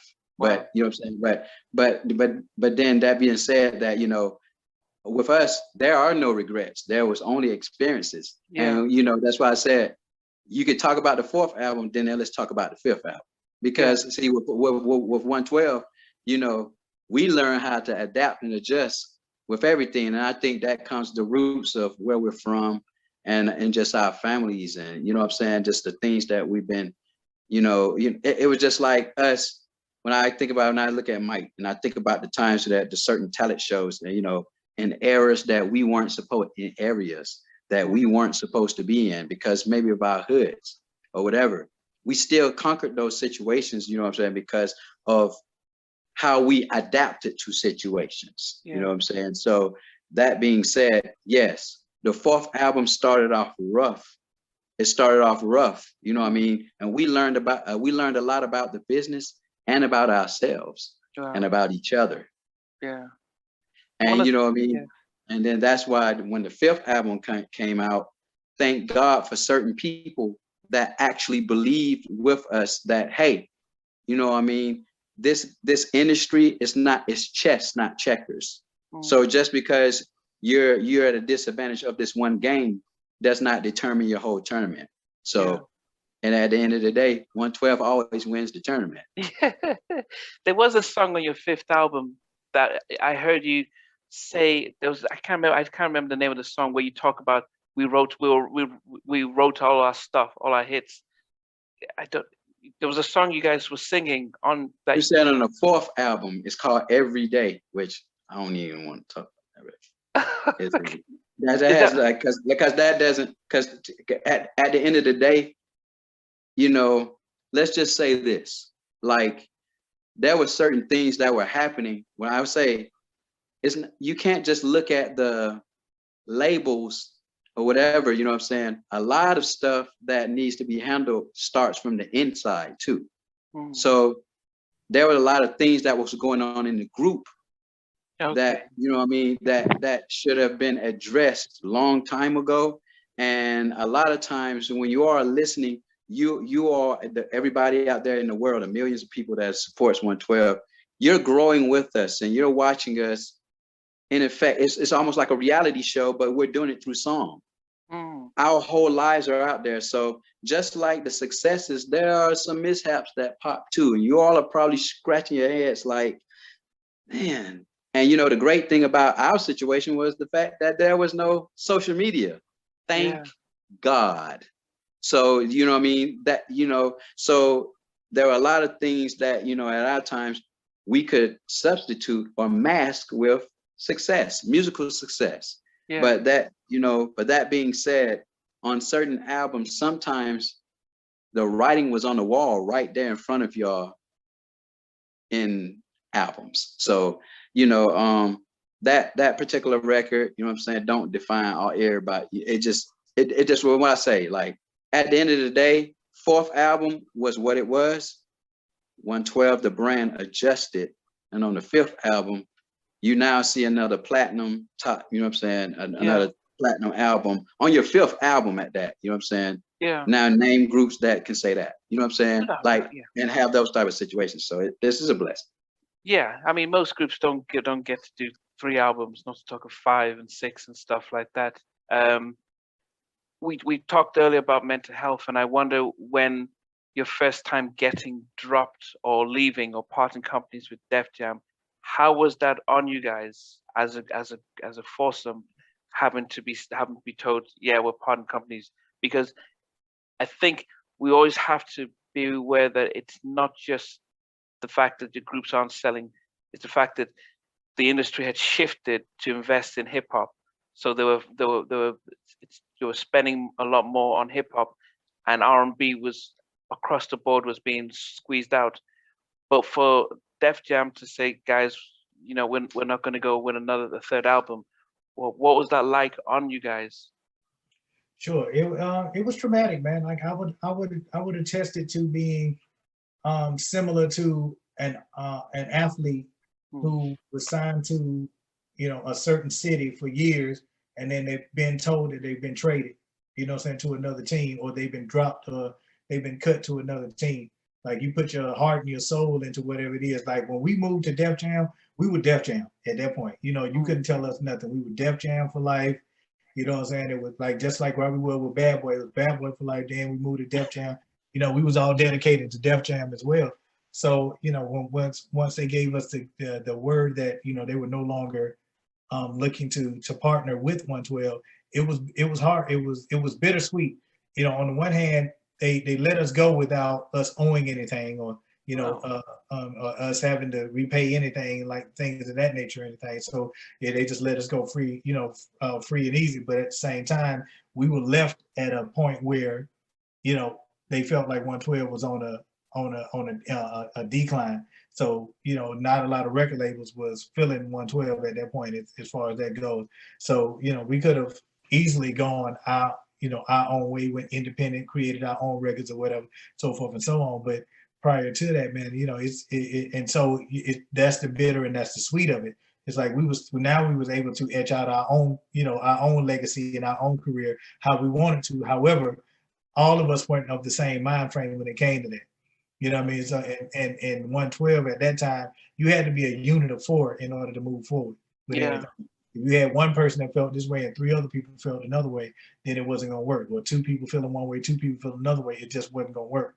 You know what I mean? And so as far as that business aspect was concerned, so it was definitely a trying time for us, and it did not feel good initially when we were told that we were no longer wanted or we were no longer needed, you know, on a major record label, whatever. So yeah, no, it was bittersweet, man. It was good. The good of it was we were able to etch out our own legacy at that point, but the bad of it was now that we were dropped by Def Jam, the stigma of being dropped by a label was always going to be there. So of course, in the music industry, everything is word of mouth. So if Def Jam let us go, then that means Atlantic heard that we would let go. Jive was heard that we would let go. So Def was heard that we would let go. The Face was heard that we was let go. Arista was heard that we had let go. And so the question, what's the reason why Def Jam let them go? Are they no good? Can they not sell records? Can they do that? And that's that stigma that comes along with it too, man. So you know, we had to navigate through all of that. Yeah. Here, you know, you come up with the, you know, Q, Mike, Slim, and Duran, and that comes out 2017. You're coming in on an independent label. I think that was E1. And I think by this time we've got a lot more digital, so it's not the same as, you know, you having released singles and stuff. What was that experience like going from, you know, first you've got the ultimate marketing label called Def Bad Boy, then you've got Def Jam Universal, which was, you know, massive money was coming from everywhere, going in on an independent route. When it comes to doing the album and then having it sort of being promoted, because I could probably it helps you guys now with your own independent stuff, but how is it doing that particular album and watching it sort of come out to the public? Oh, me or you, Mike? I think it's you. Okay, well, I mean that album, I mean personally, it's kind of hard for me to even listen to, but the situation altogether, I would just say the opportunity was amazing. The opportunity was amazing because, you know, the whole concept of it was to put out a project, you know, which felt like the fans were owed that. It was a long time. You know, the last time we had put out a project, 2005, you know, so we just felt like that it was needed, and it was supposed to be in conjunction of a tour, a world tour that was supposed to be set up all together. Yeah. And I mean, it didn't play its part the way it's supposed to because of a lot of factors. I'm not going to talk about all that stuff now, but yeah, I would just say I would just say that, you know, just the opportunity to be able to still get deals and still get situations, and you know, actually we kind of surpassed what we were supposed to do. Let's just say that too, like on like on a like paper wise. It did what it's supposed to do. But the whole thing with projects and getting back together and stuff like that is like you're reintroducing yourself, and it's supposed to be a long period of time. Yeah. So anytime that doesn't happen for myself personally, that's more of a failure. So it doesn't matter how much money we made, you know what I'm saying, or what type of situations that happen or whatever, just a little disappointing, you know what I'm saying? Not just only to myself, but just for the fans in general. Because you know what I'm saying, like coming back, I know what I had in mind and what I personally promised, and you know what I'm saying, like, there were a lot of sacrifices made. Yeah. But but the great thing about it is that, for the ones that, definitely were looking for guys to get back together and you know what I'm saying, and do a project and actually see us or whatever. It started off being what it's supposed to, you know what I'm saying, what it's supposed to do. But what it did was it actually sent Mike and I into a situation where we now know business-wise what to do. And now we're definitely we're reaping the benefits of, looking at the past and what was done and how things were being done. And now that, there's a cohesiveness and where there's no ulterior motives or anything like that, now, this is not a hobby, this is a business. My business for my brother is to make sure that he's straight too. I love his kids and his family just like I love mine. I love my team and their families just as much as I love mine. We, us, and our. That's what it's really for. We're not chasing billboards anymore. 30 million records underneath our belt. So we're not chasing billboards. Let the younger kids do that. What are we doing now? We're supposed to be adding to our legacies. You know what I'm saying? Like, I look at Stevie Wonder with his catalog. How many albums he done? All of them didn't hit the billboard. Yeah. Does not diminish everything. 112, we're blessed to have, 5 out of 6 or something like that, where, we've always been successful. You know what I'm saying? Like, probably better than any group that's out. Yeah. But that being said, you know what I'm saying? It's like, now we're the touring, what we concentrate on is being the touring artists.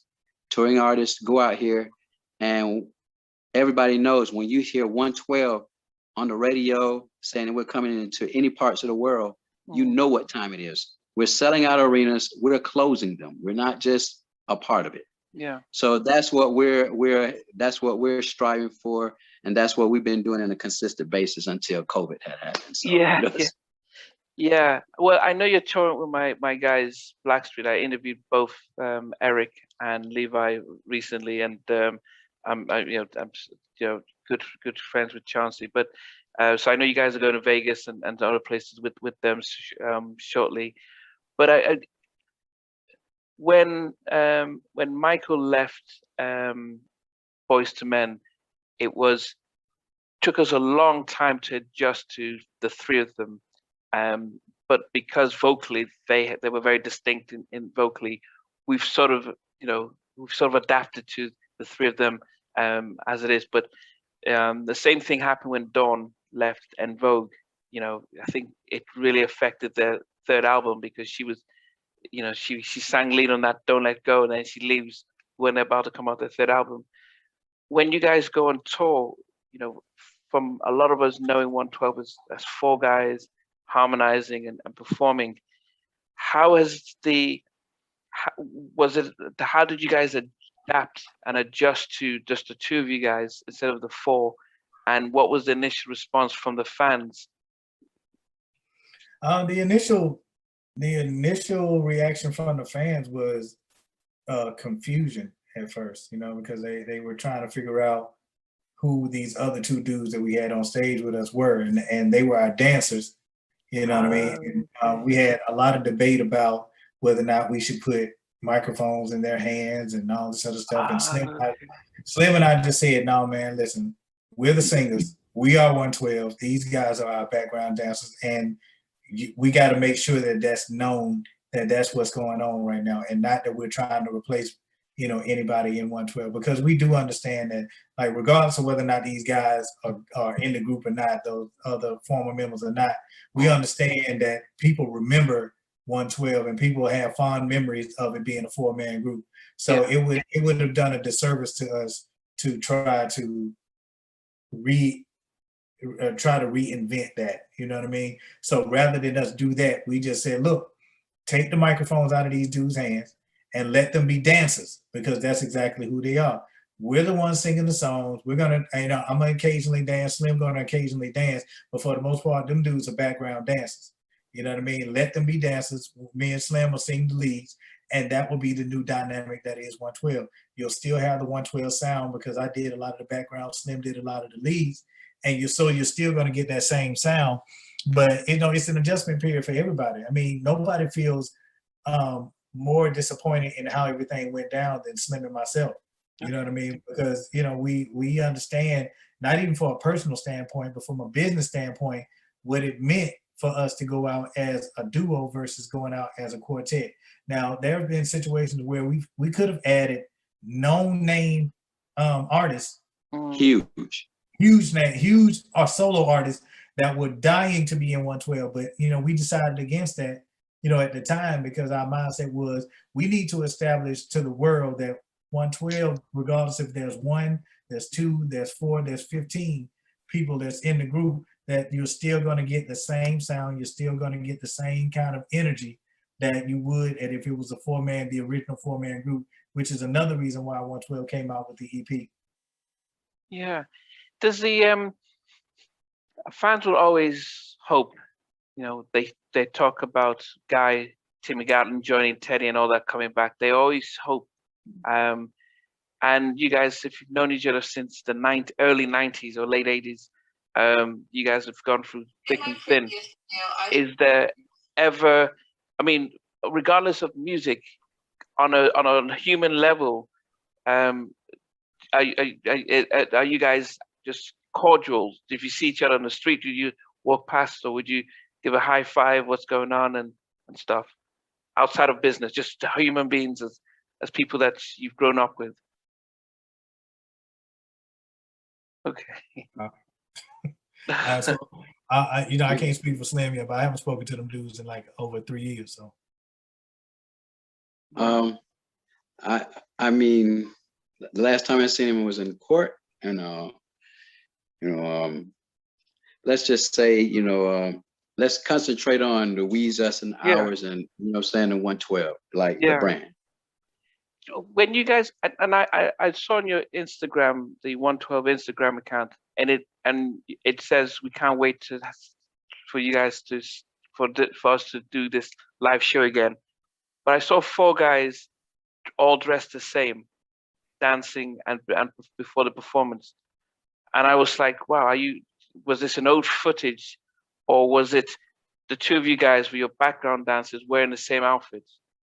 It was the 2 of us and the 2 dancers. Okay.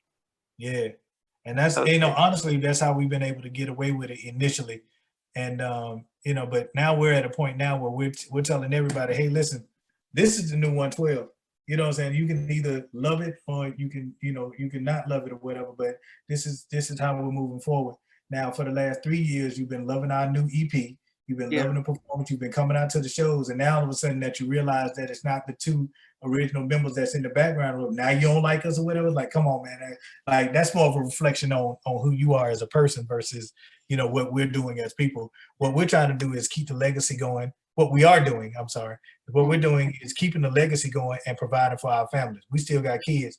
We still got responsibilities and stuff. Am I supposed to not take care of my kids because 112 ain't built the same way that you remember? No, it doesn't happen. Like, life doesn't happen like that.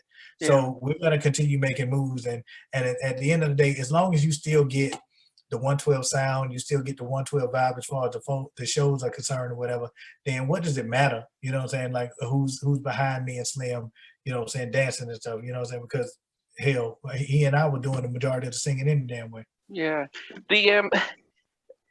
I saw you guys came up with some new videos, and it felt as if you had Hype Williams do the videos. And I'm thinking, going independent and still be able to not just the music, but the visuals at that kind of level and quality. I was like, wow, who's backing you guys in order that you are able to not drop the standard? Because I've seen some artists coming out with videos that almost looks as if they just got their friend on a video on their phone to start recording it. So it really shocked me. Yeah. That way, you know what? That was Mike and I coming together and saying that we're not going to settle for anything, and you know, and here we go. We reap the benefits of that. Like Mike and I by ourselves have a top 10 record. So you can't tell us what we can't do. Worst thing to do is tell our brand what we can and cannot do. So and you know, as far as the you know, having the dancers, that's been going on for about what, 3.5 years, and nobody don't have no problem with it right now. So it's just like, you know, it was a situation about 3 years ago, you know, where Mike and I was looking at each other like, what do you think, bro? You know what I mean? And for us, it was just like back in the day, like in talent shows, you know what I'm saying? Like I don't care. We didn't have, if we came up there and we had the intent of doing what we're going to do, and they tell us, hey, we don't have but one mic. Now, the way we practice and, you know what I mean, how we, you know, what we did at Mike's grandma crib, you know what I mean, we practice one way, but 112, the one great thing about 112, we successfully know how to adapt. So that's what makes us, in effect, one of the characteristics that makes us different from others. Yeah. So we don't dwell in the past. You like the past is great, you know what I'm saying? But what we do now, it affects our future. We look forward to our future. So it's just like, no, you know, we get the phone calls of the unsongs and the stuff like that. And no, our book is not, the chapters aren't over yet. You know what I'm saying? Like, we still have some things that we need to accomplish. And now that we kind of know that it's going in that direction, hey, look, I mean, at the end of the day, Mike and I, we started just our mind frame of what were we thinking about when we, you know, when Mike said, hey, I could be in this group, and what, you know, we talk about that. We still do. We're still students of the game. Yeah. So now things are different. All that stuff in the 90s, that is different now. So now we are in the age of digital. That's what you said. 112 were one of the premier brands that jumped off Versus, and now having stake into things like Triller, and you know what I'm saying? Like, it's a whole nother level going on. You know what I'm saying? Like, it's not that whole, it's not simple. Like in the 90s, we mastered that. When the 2000s came, we mastered that situation too. Yeah. Now we're in this situation right here where digital, we're mastering that situation too. And I think it's time for us to reach back and, you know what I mean, and help some younger artists, and you know what I'm saying, which we're doing that too now. We're helping other artists get to a situation using the knowledge and the resources that we have. And you know what I'm saying? Because that's that time now. We've been doing it for 25 years.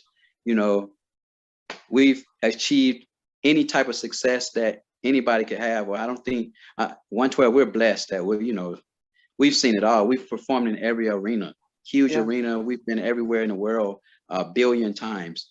Yeah. Now it's time for us to even elevate our brand even more and reach back and help others. Yeah. So that's where we are right now. It's not everyone that has a Grammy award. Even my favorite group of all time, Guy, never got a Grammy or anything. So it's not an easy accomplishment. Do you guys plan to develop your own artists and release artists, or is it just really going to be focused on the 112 brand? That's always a possibility. However, I feel like our strength lies within ourselves and being able to, you know, keep the 112 legacy going, because like Slim said earlier, we still got a lot to accomplish with 112. We still got to get that the star on the Walk of Fame. We still got to get that Rock and Roll Hall of Fame award. Hell, we got to get a Hall of Fame for Georgia. the city that we're from, the state, the city that we're from, we still haven't received the kind of accolades that comes with being from this city as well, man. Like, That's in the works. Yeah, it's awesome, awesome. But until this day, it still feels like we're redheaded stepchildren, man. And so I would really love for Atlanta to start acknowledging 112 the same way they do Outkast and Goody Mob and Killer Mike and T.I. and because we're actually from the city. Like, we're born and raised, what they call it, Grady babies. Like, I'm an actual Grady baby. You know what I mean? So, and so that, it's crazy to me how, and I get it, because we were signed to Bad Boy and things of that nature. People kind of get it confused that, maybe we were from New York or New Jersey or whatever, up top somewhere. But no, we're born and raised from Atlanta, man. And those are the kind of acknowledgement, because we won all the white folk awards. We got the Moon Man, we got the the Grammys, we got we got all of those awards and accolades and stuff. Yeah. But it would be nice for us to receive something from our people, something from where we come from, where it all originated from. NAACP Image Awards. Yeah. We would love to have those kind of things, man. So, those are our goals right now. So to answer your question thoroughly, while it's not out of the question as far as us developing new artists and things of this nature, I think the most pertinent thing for Slim and myself is to keep establishing this 112 machine now, because now we're up against the wall even more so, because now it's not a 4-man group, it's a 2-man group now. So now we got to reprove ourselves over and over again, what I'm saying, to these people that don't believe that just because it's only 2 of us that we're capable of success. And that's where we are right now. Yeah. Now, one of the things I always, when I'm wrapping up my interviews, I always ask my guests that if you were stuck in an elevator and you were told, look, you're going to be there for about 2 or 3 hours, and you had a choice of a movie to watch, what would you request? What movie would you request? Me, it'll be Usual Suspects. Okay. Slim? Oh man, that's hard. I mean, it would have to be a classic. If I'm stuck in an elevator, I think I need to be amused. So you know what? Adam Sandler movie, 51st Days. Oh, that's a good one with Drew Barrymore. Okay. Now they're about to put on the movie, but they say, look, it'll take a few minutes. What song would you want to listen to before the movie comes on? For me, it would be Human Nature, Michael Jackson. Okay.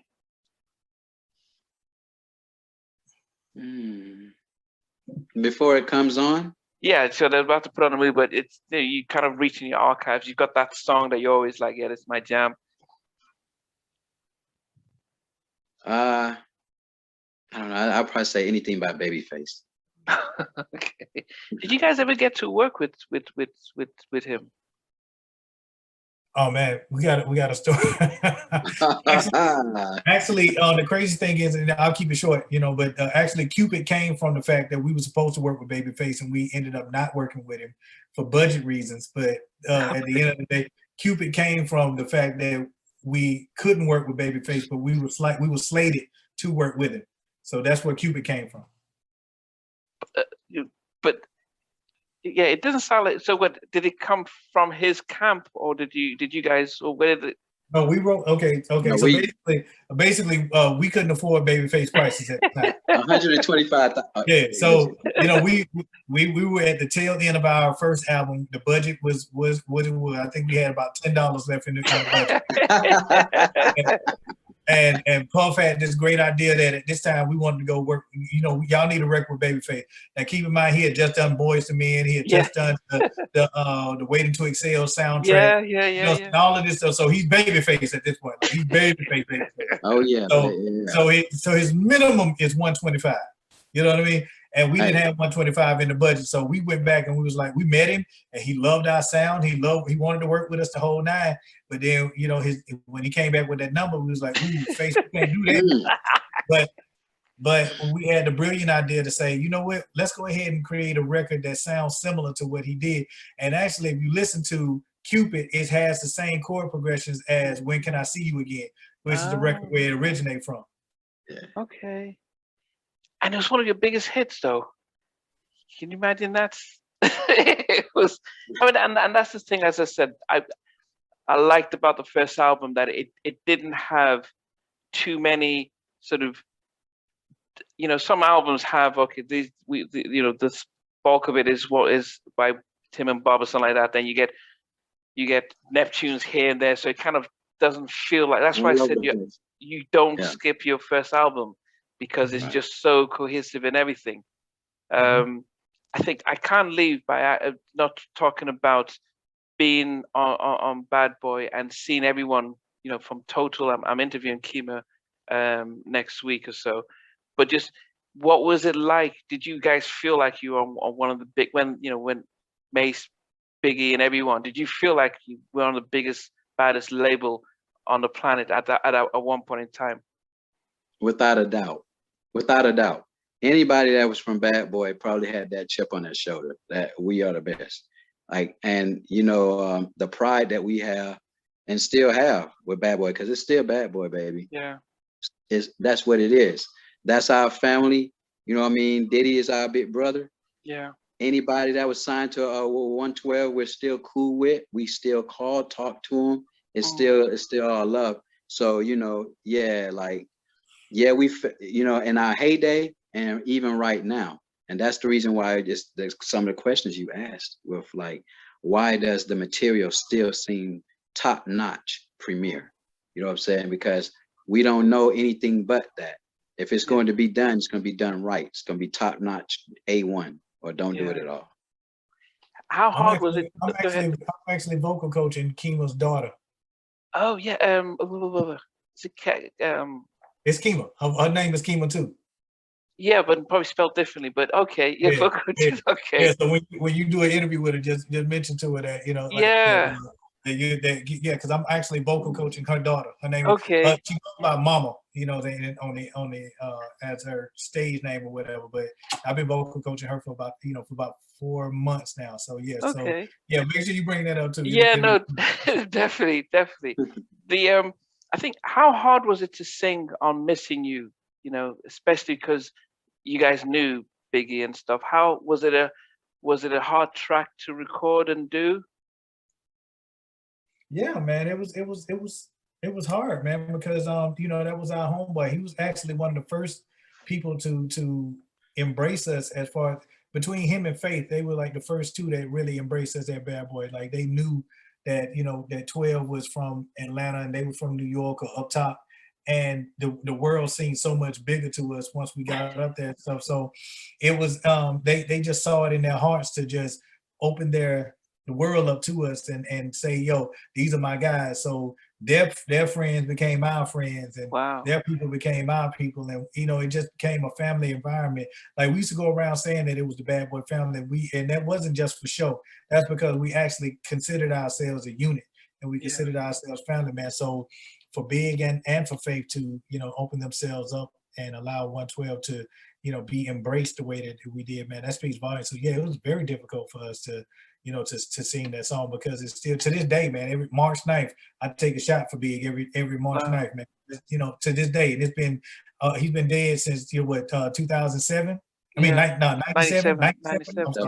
I'm sorry, 97. So so he's been gone since 97, man. So ever since 97, I've always on March 9th, I take a shot for him, whatever, just because that's how impactful he was to us. And I felt like 112 would have been successful whether or not he had rhymed on the record, but him being on that record just really solidified us as being Bad Boy artists and being that premier next group or whatever. So I'm appreciative of that, man, and for that I'm forever grateful.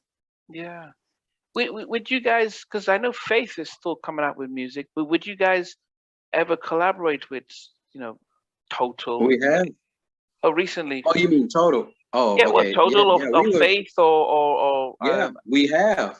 We have. If you listen to The King and I, we were on there. Yeah. Any of my projects, I've had Faith. I've had Carl Thomas. Like I've had Jadakiss. It's like I said, trust me when I tell you, we're still, everybody's still in touch with each other. You just see Mike is vocal coaching Kima's daughter. So it's just trust me when I tell you, it's still family. You know what I'm saying? It's still Bad Boy though. Yeah. You know what I'm saying? Yeah, everybody's living in Atlanta. You know, I've interviewed Donnell. Everyone lives in Atlanta. Do you see all these? Because as I said, when I lived in Selma, I remember my aunties were out in, Marietta, and so, but you wouldn't see. I remember seeing Chris Cross at Andrew Young's house during Thanksgiving, but very rarely do you see people. But from Q Sweat to whoever lives in Atlanta, do you guys all see each other in the mall? Is it, all these big Bobby, everyone's out in there? Does it feel like, wow, everyone has moved down to the Black Mecca?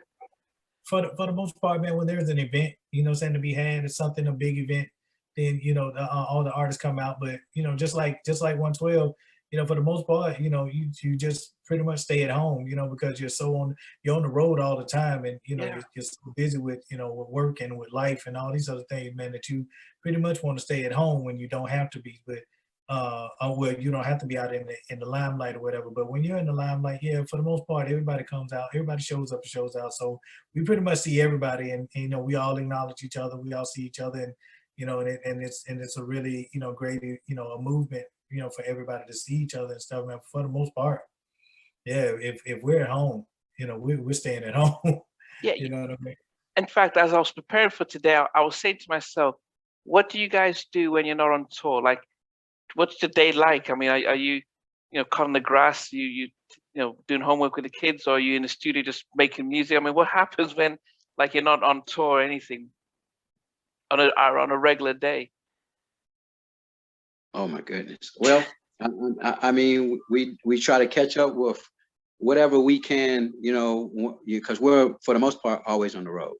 So whatever we can do that that definitely requires family and stuff like that. You know what I'm saying? Like we handle those situations, and we have to juggle our personal with our business. So yeah, you know what I'm saying? In fact, it's just plethora of things. Well, guys, I really have to appreciate the interview. I was a little bit nervous about, you guys have had so much music, and there were so many directions and how to go it. But I have to appreciate the fact how you guys were, as always, diplomatic in stuff, and in the show we're not looking for dirt, but it was great to see things that we didn't know about. How I knew you guys wrote for your own self, but I never knew you were writing for all these other people, because it wasn't well known and established and stuff. So it's an amazing sort of achievement, but also the fact that you two still have that sense of one for all and all for one and stuff.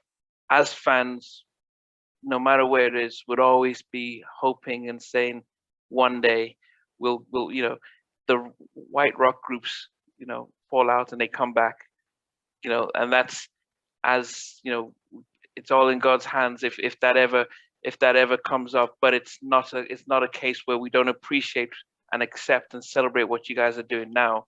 And I know people are going to know that you guys have a tour coming up in Vegas, which is out. As I said, Blackstreet's also on that. Any other shows that you should look out for?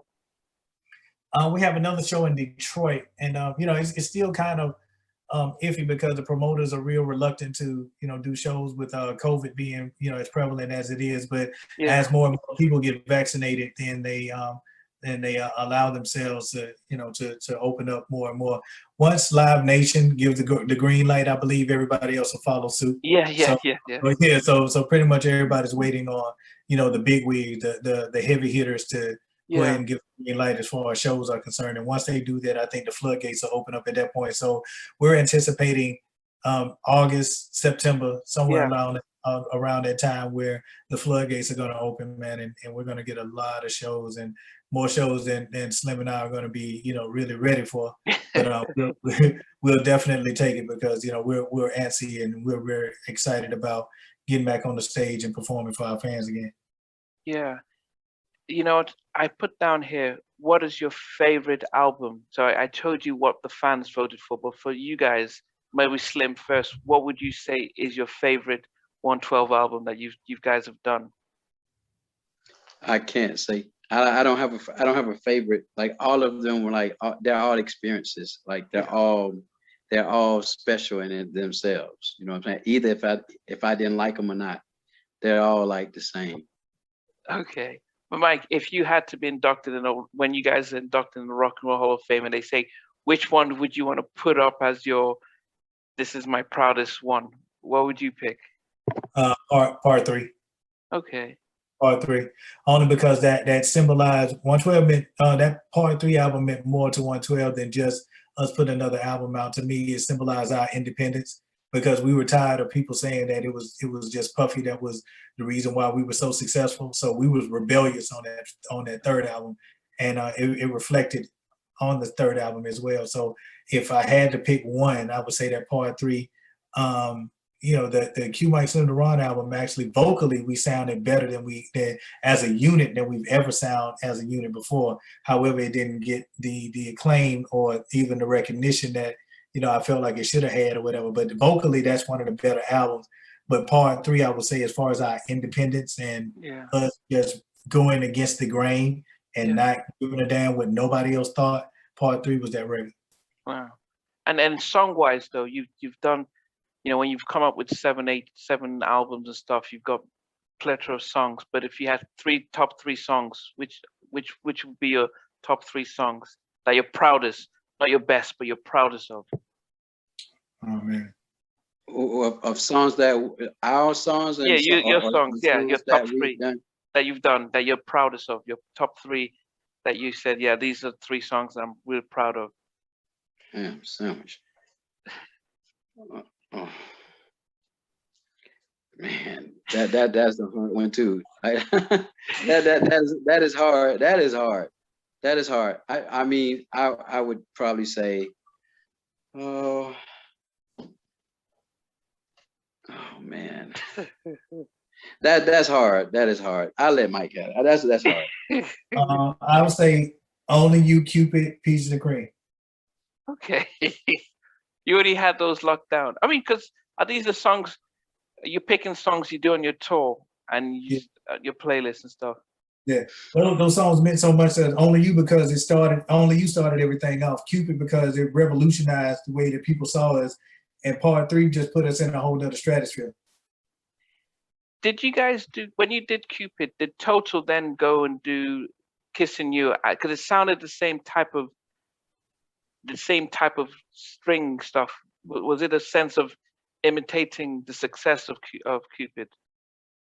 Nah, we didn't, because we actually wrote that for them. So when we did it, we were like, So I don't think we came with the mind frame that we wanted to make this a Cupid, because we felt like Total had their own sound and stuff, man, and they should have. We got to stick to that sound that they have. You know what I'm saying? So them trying to do Cupid would be us trying to do like Can't You See, and like it'll be different. Like it'll be a different vibe or whatever. So when we wrote that song for them, it was really like, let's just make a remix. Let's just make it simple, make it fun, and just something that everybody can sing along to. Yeah. Well, guys, it's after midnight here, but I really appreciate. I never knew what direction this was going to go to. Next week I fly to Nigeria to bury my dad. Sadly, COVID took his life just before Christmas. So, but when I get back, I'm gonna edit this and put it out. But I really appreciate. I'll get in touch with Greg to thank him for arranging this. I apologize for the fact that there's something wrong with my account where when you guys logged in, it didn't show that you were on. So I had to come out and find another way to get back in. So I've never had this happen where people are waiting, because so I apologize for that. But I appreciate you guys have been awesome, even being patient when things are shut down and having to come back on. It's been really eye-opening for me, especially, as I said, I can't count how many people I've interviewed, but your stories have been probably one of the better ones, because you've shown in the midst of adversity, there's still a hunger for more, and you're not dwelling in the past. You're really looking forward to the future, so which is really admirable and amazing, and I really appreciate and look forward to bigger and better things coming from you guys. Thank you, brother. We appreciate it, man, Thank so much, man. And condolences to your family, man. And Yes. get over to Nigeria safely and get back home, man, safely as well. Yeah, thanks very much. But thanks, guys. And when I get back and I release it, I'll let Greg know so that and if you check us out on Halftime Chat. I interviewed Woody Rock who left Drew Hill just a couple of days ago, and his stories as well. So it's been, the fans love hearing these stories. They're sad, but they enjoy hearing stuff that we never knew, and it gives a different type of appreciation when we see you guys in tour. We can see that, we can see where you're coming from and stuff. So Awesome. I look forward to really letting people know about this stuff. But thanks, guys, and stay safe as well. Thank you, brother. All right. Thanks for watching. Please remember to subscribe to the channel, but most importantly, to press the notification bell so that you can be notified when we do have a new interview. Loads to come. But thanks a lot for watching.